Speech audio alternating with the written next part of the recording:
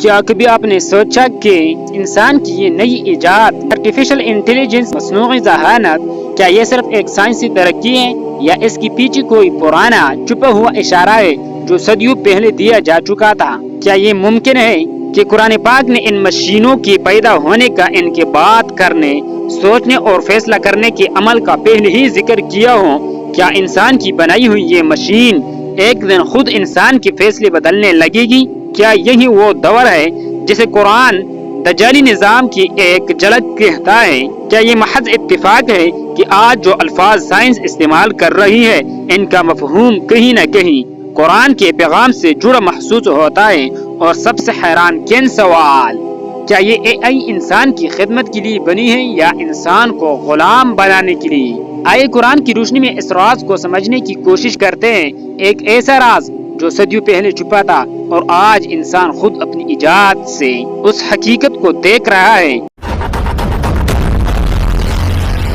قرآن مجید میں اللہ تعالیٰ فرماتا ہے، اور میں نے آدم میں اپنی روح پھونکی۔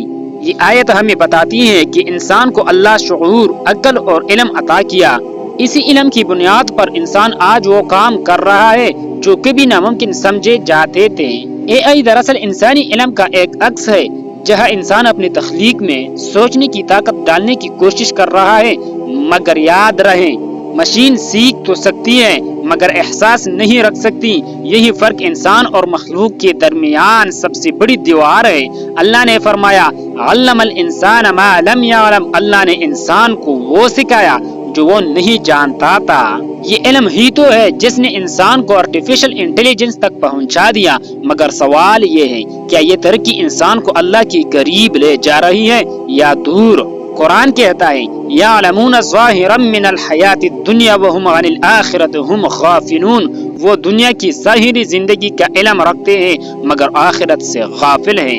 یہ آیت گویا آج کے زمانے پر صادق آتی ہے، جہاں انسان نے روبوٹ کو عقل دی مگر اپنی روح کو اندھیرے میں چھوڑ دیا۔ اے آئی ہمیں یہ یاد دلاتی ہے کہ علم اگر ایمان سے خالی ہو تو وہ فتنہ بن جاتا ہے، نعمت نہیں۔ قرآن کی پیش گوئیوں میں دابۃ الارض، زمین سے نکلنے والی مخلوق کا ذکر آتا ہے۔ کچھ علماء کہتے ہیں کہ وہ مخلوق انسان کے بنائی ہوئی ایسے نظام کی علامت ہو سکتی ہے جو بات کرے گا، فیصلے سنائے گا اور زمین پر پھیل جائے گا۔ کیا یہ اے آئی اسی اشارے کی ایک جھلک ہے؟ اللہ بہتر جانتا ہے۔